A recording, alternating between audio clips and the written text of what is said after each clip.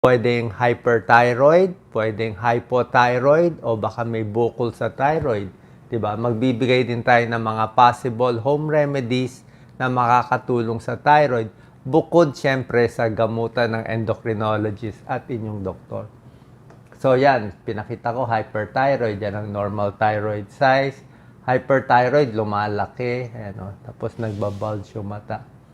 Pati warning signs ng thyroid problem, tuturo din natin sa inyo. So, yung thyroid natin, nandito yan sa harap ng leeg natin.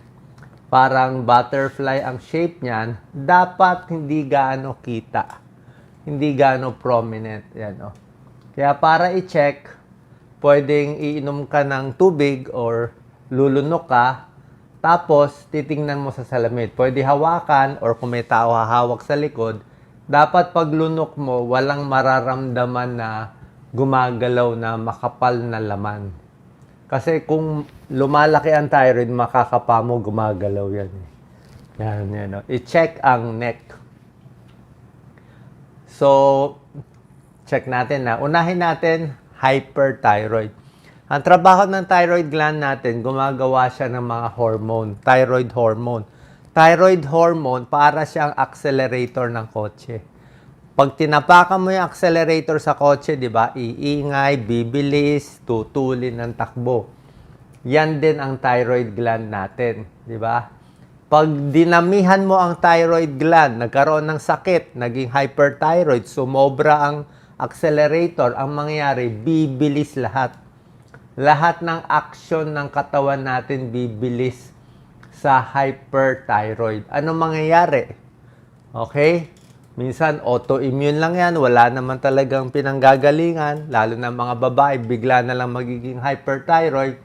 Pag nasobrahan, ayan tremors. Pag pinahawak mo ng papel na ganyan, magiginig sila pag hyperthyroid. Dahil mabilis ang takbo ng katawan, kahit kumain ka ng marami, ilang bandihadong kanin, mamamayat ka pa rin. Mabilis, nervyos ka. Galit, nervyos, anxiety, irritable, hindi makatulog. Mabilis, pawis na pawis ka. Okay? Hyperthyroid ka, init na init ka. Lahat ng kasamahan mo, classmate mo, giniginaw. Palagay natin, nasa mall, malamig, naka-jacket. Ikaw, init na init ka. Hyperthyroid yan. Namamayat. Isa pa, nag-LBM. Ang bilis din ng galaw ng bituka, 3 times a day, 4 times a day ang pagdumi mo. So, lahat yan, symptoms ng hyperthyroid. Lumuluwa pa yung mata. Hindi lang yan, pati puso, ang bilis ng kabog. Imbis na 80 beats per minute, baka 120 beats. Hyperthyroid, pawis na pawis, nakaharap pa electric fan. Taas ang blood pressure, taas ang heart rate. Pwede pa nga mag-heart failure. Nagloloko regla, hindi na nire-regla, na hyper na masyado. Pumapaya, tumihina ang muscle, napapagod. Blood test malalaman kung hyperthyroid, okay? Kung hyper man or hypo, tetest natin T4, T3, dapat may T3 din. T3, thyroid hormone, T4, tsaka TSH. Pag tumataas ang T3, T4, hyper ka. Pag mababa ang T3, T4, hypo ka. Okay? Itong TSH, bumabaliktad yan. Anyway, endocrinologist na lang mag-explain. Pwede rin i-thyroid ultrasound. Ito naman, more pang nodule, pang bukol, pang rule out ng cancer. Okay? Meron din, marami rin nagkaka-thyroid cancer, walang dahilan. Misa biglaan lang, smoker, o di mo masabi. Pero ang maganda naman sa thyroid cancer, mabagal siya kumalat at usually mahahabol pa ng doktor. Thyroid cancer, pag nakita, naoperahan, usually 100% cured. So, hindi katulad ng breast cancer, pag tumubo, ang bilis kumalat. O mga liver cancer, brain cancer, mga ibang cancer, ang bilis kumalat. Colon cancer, medyo mabagal colon pero walang sintomas. Ito kasi medyo kita So, maraming may thyroid cancer na bubuhay ng mahaba. Kaya wag agad matakot pag thyroid cancer. Pag hyperthyroid, may 3 option tayo. Pwede ka bigyan ng gamot. Okay? Gamot muna. Pag hindi nakuha ng gamot, minsan radioactive iodine. Radioactive iodine. Binibigyan ng radioactive, tapos na babawasan, na sisira yung thyroid, kaya natatanggal yung pagka-hyperthyroid. Minsan nagiging hypo naman siya. Yung iba naman, inooperahan. Pag inooperahan, binawasan yung thyroid gland. Yan, permanent cure yan. Permanent cure din to. Pero sa gamot, minsan gumagaling din. Okay? Depende nga sa laki, tsaka sa lala. Pag radioactive iodine, pwede po kayo mag-comment kung nagawa na to sa inyo, or surgery, may tendency mag-hypo ka. Masyado naman mababa ang thyroid hormone kasi nga nasira ng radioactive or natanggal ng surgery. Okay lang naman ma-hypo kasi pag na-hypo ka, babawi lang naman, bibigyan ka naman ng thyroid hormones. Mas madali na gamutin ang hypo na may konting thyroid hormones. Mas mahirap yung sobrang bilis yung accelerator sa hyperthyroid.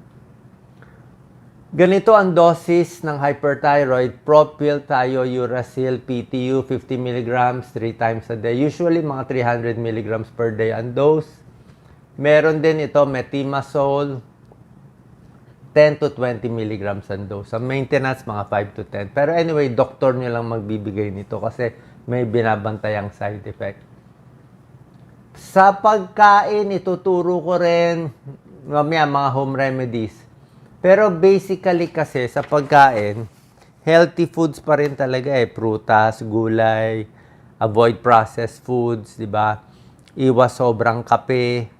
Pag hyperthyroid ka, ayaw mo na maraming caffeine kasi hyper ka na Magkakape ka pa, mag-energy drinks ka pa, lalo ka mapupuyat. So pag hyper, ayaw mo. Okay? Pag hypo naman, yun pa rin, regular diet lang tayo. Minsan mataas sa iodine, kailangan mo rin. Pero yung iodine-rich foods, ano ba to? Mga seaweeds, di ba? Isda, dairy, itlog, Bailey seaweeds. Meron siyang iodine at ibang seafoods. Maganda yan for prevention. Parang wala ka pang thyroid problem, bata pa, teenager pa. Kaya nga yung asin natin ginawang iodized salt para hindi magka-problema sa goiter. Yan pa mga other tips para healthy ang thyroid. Lifestyle, dapat sapat na pahinga, sapat na tulog. Bukod sa gamutan, kasi stress na ka na nga Stress ka na sa hyperthyroid or hypothyroid. Tapos hindi ka pa natutulog. Yung pang problema, kulang ka pa sa pahinga. Sa supplement, omega-3 fatty acids, isda or fish oil supplement, may tulong din. Tapos iwas sa mga chemical na nakakasira, yung mga pesticide, yung mga panlinis sa banyo o pamatay ng ipis, daga. Lahat yan, hindi natin masabi, baka makasira ng thyroid or mag-cause ng thyroid cancer. Next is hypo naman. Pabaliktad. May tao, bigla na lang na-hypothyroid, di ba? Minsan walang dahilan walang cause. Pag na-hypo, parang accelerator, mabagal naman masyado. Ano mangyari mabagal? Mabagal ang galaw ng tao. Nagda-dry yung skin. Okay? Tumataas yung cholesterol. Mabagal yung isip, hindi makaisip. Di ba? Laging pagod. O heart rate, mabagal. Pabaligtad. Constipated naman. Tapos, imbis na pag hyper, pumapayat, diba? Mabilis. Ito, hypo, mabagal ka, tataba ka naman ng tataba. Sa pagdumi, hindi LBM, constipated ka naman. Paano nga mabagal lahat, nanlalamig ka, tumataba ka, baliktad lahat ng sintomas. Kaya nga pag hypo naman, bibigyan naman ng thyroid hormones para tumaas, ma-eksakto yung level. Yan, pag hypo, binibigyan ng thyroid hormones, levothyroxine. Doktor pa rin magbibigay nito para sakto ang blood test mo ng T3, T4 at TSH. Actually, yung TSH ang binabandayan sinasakto. Yan, hyper or hypo. Thyroid disease. Yan.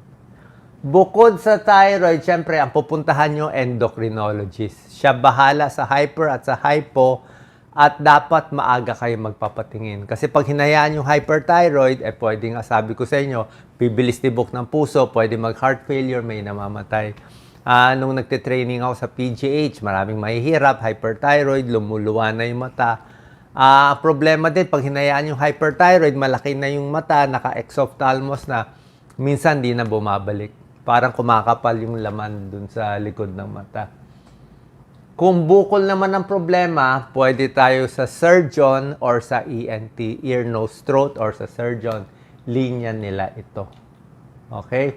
Dagdag ko lang konting tips.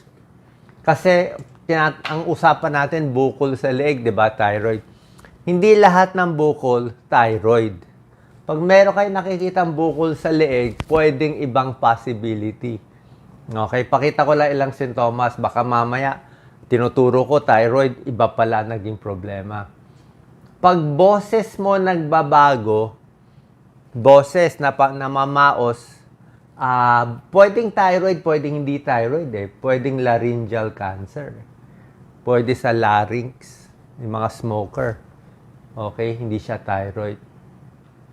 Pag hindi makalunok, makaswalo, pwedeng thyroid malaki, pero minsan may iba ring organ. Baka sa esophagus, baka sa nerve. Oo. Okay? So, pwede may ibang possibility yan. Number 3, hindi makarinig. Okay, may bukol, hindi makarinig. Baka hindi thyroid yan. Baka may cancer dito, may cancer sa ilong, nasopharyngeal cancer. O may mga cancer dito. Pwede rin. Okay, baka hindi thyroid gland yan. Neck pain, throat pain, depende. Usually, sa thyroid, hindi dapat masakit Pwedeng tonsils, pwedeng tonsillitis, sugat dito, pwedeng kulani, o pwede ibang cause. Namamayat, ito pwedeng hyperthyroid, sinabi ko sa inyo. Pero sa cancer, namamayat din. Barado ang ilong. Okay? Pag ilong ang barado, hindi na sa thyroid yan. Barado ilong, baka may tumor, may bukol sa nasal or paranasal tumor dito. Nasopharyngeal cancer, common din. Hirap huminga, hindi dapat sa thyroid to hirap huminga, baka may panic sa puso o hirap dito, di ba? Baka sa baga ang problema. Dumudugo ang ilong, may pagdura dugo, hindi rin dapat sa thyroid yan. Baka may cancer sa baga, sa lalamunan, sa esophagus, sa nose o sa sinus. Baka iba ang dahilan. Pag ubo ng dugo, tulad na sabi ko sa inyo, iba, baka sa throat yan Hindi rin siya sa thyroid. So, pero neck problem pa rin siya. O, pag may mga bukol-bukol sa neck, iba naman to. Skin cancer yan, melanoma, yan ang binabantayan natin. Okay? So, sana po nakatulong to mga tips natin para sa mga concerns nyo sa thyroid at problema sa leeg. Salamat po.